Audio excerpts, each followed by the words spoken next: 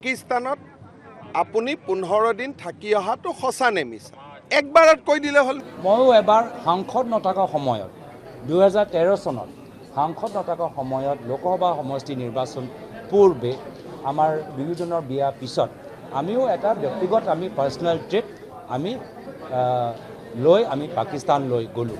এজন সংসদৰ পত্নীয়ে চাকৰি কৰে দিল্লীত, দৰমহা দিয়ে পাকিস্তানে।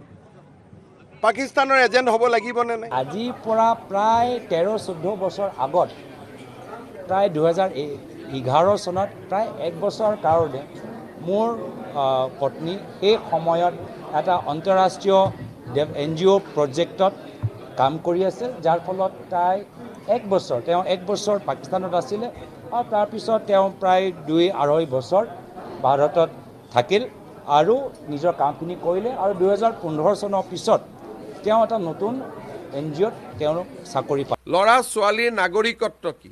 আপোনাৰ ল'ৰা আৰু ছোৱালীটোৰ নাগৰিকত্ব কি? এই কথাটো আপুনি ৰাইজক।